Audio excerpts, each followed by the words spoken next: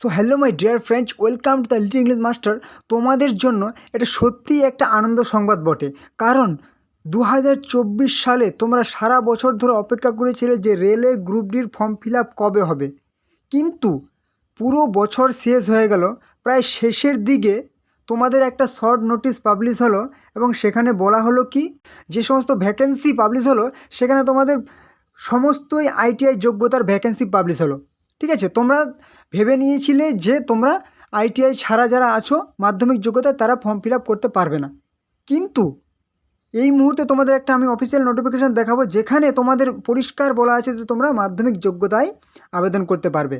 ওকে, সত্যিই কিন্তু এটা মানে সবার জন্য আনন্দ সংবাদ। মানে তোমরা যে অপেক্ষা করেছিলে তোমাদের অপেক্ষা সার্থক হলো। কিন্তু তোমাদের মধ্যে যারা যারা আইটিআই করে আছে তারা বলবে যে না, আমাদের জন্য এটা খারাপ হলো। না, তোমাদের জন্য খারাপ হয়নি, তবে তোমাদের কিন্তু কম্পিটিশনটা একটু হাই হবে। ঠিক আছে, এটাতে খারাপ ভাবার কিছু নেই। তো চলো, অনেক ভ্যাকেন্সি আছে তোমাদের, সেটা আমি বলবো কেন ভ্যাকেন্সি অনেক আছে বলবো। ঠিক আছে, তার আগে তোমাদের আমি অফিসিয়াল নোটিফিকেশান দেখিয়ে দিই যে তোমাদের শিক্ষাগত যোগ্যতার ছাড় এবং বিরাট পরিবর্তনটা কী। ওকে চলো, এই হলো তোমাদের রেলওয়ে গ্রুপ ডির সদ্য প্রকাশিত হওয়া অফিসিয়াল নোটিফিকেশন, যেখানে পরিষ্কারভাবে বলা হয়েছে minimum educational qualification for recruitment from open market in level 1, অর্থাৎ গ্রুপ ডি পোস্টের যে তোমাদের শিক্ষাগত যোগ্যতার পরিবর্তন বা শিক্ষাগত যোগ্যতার যে ক্রাইটেরিয়া সেখানে পরিষ্কারভাবে উল্লেখ করা হয়েছে।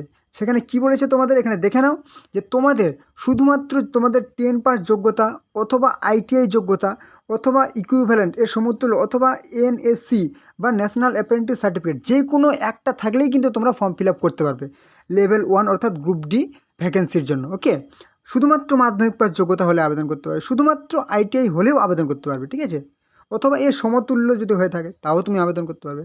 যদি তুমি অ্যাপ্রেন্টিস মানে অ্যাপ্রেন্টিস করা থাকে তোমার, তাও তুমি আবেদন কিন্তু করতে পারবে। ঠিক আছে, এখানে পরিষ্কারভাবে বলা হয়েছে। তো তোমাদের কিন্তু এখানে একদম ক্লিয়ার হয়ে গেল যে তোমাদের আইটিআই ছাড়াও তোমার কিন্তু শুধুমাত্র মাধ্যমিক পাস যোগ্যতায় কিন্তু আবেদনটি করতে পারবে। ওকে, তো চলো তোমাদের ভ্যাকেন্সি সম্বন্ধে আমি কিছু একটা বলি। ওকে চলো, আর এই হলো আমাদের কিছুদিন আগে প্রকাশিত হওয়া ভ্যাকেন্সি সংক্রান্ত আরআরবি গ্রুপ ডির ভ্যাকেন্সি সংক্রান্ত অফিসিয়াল নোটিফিকেশন, যেখানে তোমাদের ভ্যাকেন্সি বলা হয়েছে কি 32,438 ভ্যাকেন্সি। ওকে, এখানে তোমাদের মনে হচ্ছে যে এই ভ্যাকেন্সিটা কম ভ্যাকেন্সি, কিন্তু আমি বলবো যে না, এটা কম ভ্যাকেন্সি নয়। কারণ তোমাদের কিন্তু আগে কিন্তু 3-4 বছর পর পর কিন্তু ভ্যাকেন্সি বেরোতো, এবং সেই 3-4 বছর পর পর যে ভ্যাকেন্সি বেরোতো সেটা প্রায় 1 লাখ থেকে 1.5 লাখ কিন্তু তোমাদের ভ্যাকেন্সি হতো। ঠিক আছে, 1 লাখ থেকে 1.5 লাখ ভ্যাকেন্সি হতো। কিন্তু তোমাদের যে এখন ভ্যাকেন্সি হচ্ছে সেখানে প্রত্যেক বছর কিন্তু ভ্যাকেন্সি বেরোবে। যদি ধরে নাও তুমি 30,000 করে প্রত্যেক বছর যদি ভ্যাকেন্সি ধরো, তাহলে 30 গুণ তুমি যদি 4 ধরো, ঠিক আছে, তাহলে কিন্তু তোমার 1.20, ঠিক আছে, মানে 1,20,000 কিন্তু ভ্যাকেন্সি হয়ে যাচ্ছে 4 বছর পর পর যদি ধরা হয়। তাহলে তোমার কম কথায় তুমি বলতে পারবে যে কম এটা। ঠিক আছে, তোমার এটা কম নয় ভ্যাকেন্সিটা। তোমার প্রত্যেক বছর যেহেতু বেরোবে 30,000 ভ্যাকেন্সি কিন্তু যথেষ্ট ভ্যাকেন্সি।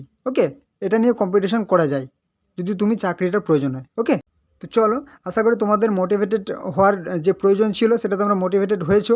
এর থেকে আর মোটিভেশন আমার দেওয়ার কিছু নেই। তোমরা অবশ্যই চেষ্টা করো, কম্পিটিশন করো, ঠিক আছে, হয়ে যাবে। তো চলো, আজকের ভিডিও এটুকুই ছিল।